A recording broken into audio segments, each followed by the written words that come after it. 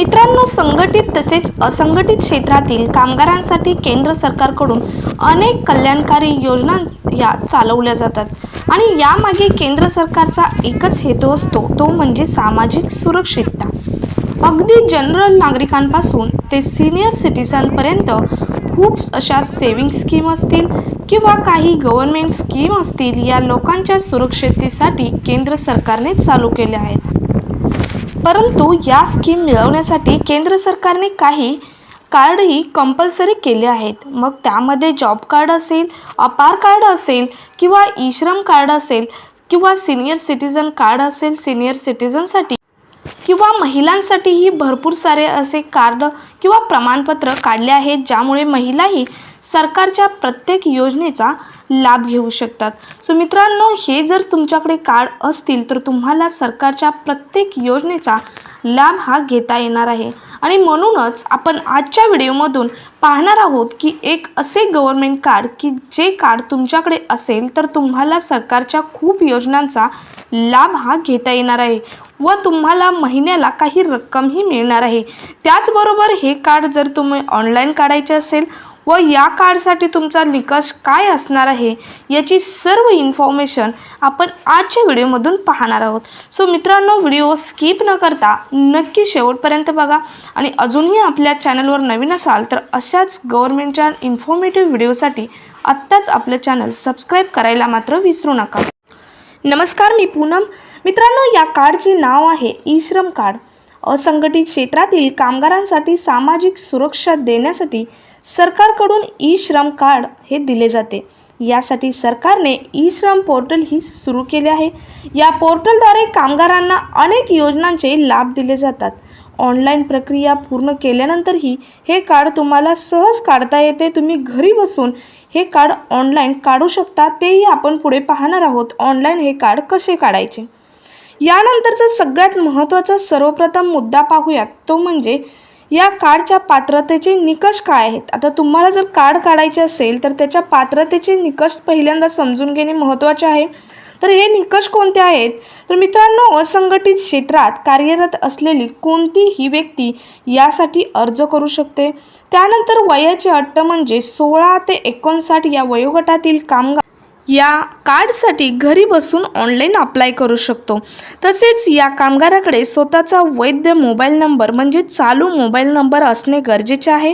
तसेच आधार कार्ड आणि मोबाईल क्रमांक लिंक असलेले आधार कार्ड हे महत्त्वाचे आहे। तसेच कोणत्याही बँकेत तुमचे बचत खाते असणे आवश्यक आहे।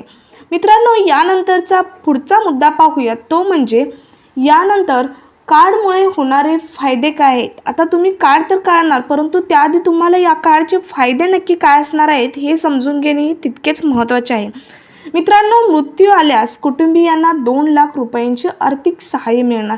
म्हणजे जर एखाद्या व्यक्तीने ई श्रम कार्ड काढलं असेल आणि त्याचा मृत्यू झाला तर त्याच्या पाठीमागे जे कुटुंब राहणार आहे त्यांच्यासाठी 2 लाख रुपये मिळणार आहेत। तसेच काही कारणास्तव आंशिक अपंगत्व आल्यास 1 लाखापर्यंत आर्थिक मदत केली जाते। म्हणजे जर तुम्हाला काही कारणास्तव फॉर एक्झाम्पल एखाद्या ॲक्सिडेंटमधून तुम्हाला जर अपंगत्व आलं तर तुम्हाला 1 लाखापर्यंत मदत ही मिळणार आहे। त्यानंतर सर्वात महत्त्वाचं म्हणजे आपल्या ज्येष्ठ नागरिक या वयाची सोय म्हणून वयाची 60 वर्ष पूर्ण झाल्यानंतर तुम्हाला 3000 रुपये इतके मासिक पेन्शन ही मिळणार आहे।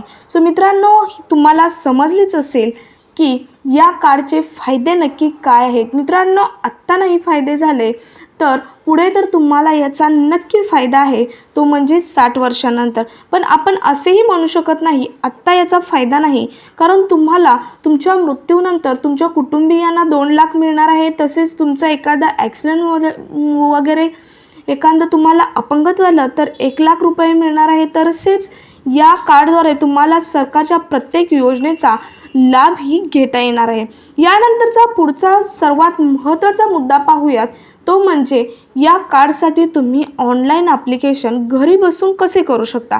आता जवळजवळ सर्वांकडेच अँड्रॉइड फोन आहे, त्यामुळे तुम्ही प्रत्येकजण घरी बसून या ई श्रम कार्डसाठी ऑनलाईन अप्लाय हे करू शकता।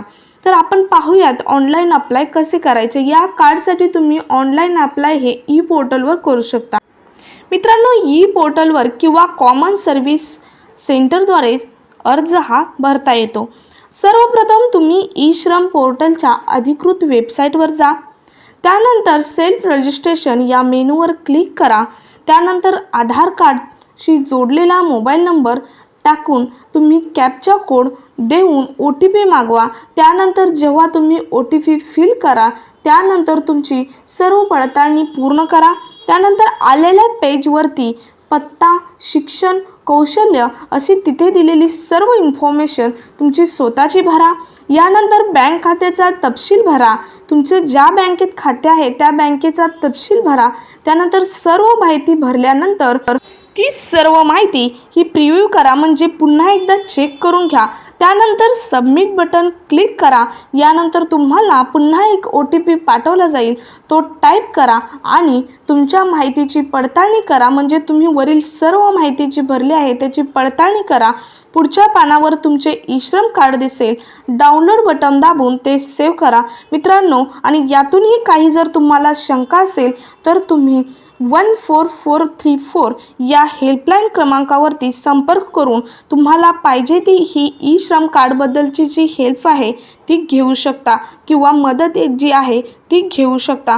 मित्रांनो, परंतु तुमच्याकडे अजूनही ई श्रम जर कार्ड नसेल तर तुम्ही नक्की घरी बसून ऑनलाईन काढू शकता, कारण यासाठी तुम्हाला कुठेही जाण्याची गरज नाही। कारण आत्ता जवळजवळ सर्वांकडेच अँड्रॉइड फोन आहेत। यामध्ये तुम्ही घरी बसून मी वरती सांगितल्याप्रमाणे ऑनलाईन अप्लाय करून तुम्ही तुमचे ई श्रम कार्ड जे आहे ते 5 मिनिटात डाउनलोड करून ठेवू शकता। याचा तुम्हाला खूप फायदा आहे। सो मित्रांनो, अजूनही तुम्ही जर ई श्रम काढलं नसेल तर नक्की काढून घ्या। आणि हाच इन्फॉर्मेटिव्ह व्हिडिओ तुमच्या ई श्रम कार्ड काढण्याच्या मदतीस येत असेल तर जास्तीत जास्त ठिकाणी शेअर करा। भेटूयात पुढच्या गव्हर्नमेंट नवीन अपडेटसोबत। तोपर्यंत जय हिंद, जय Maharashtra, stay happy, stay healthy.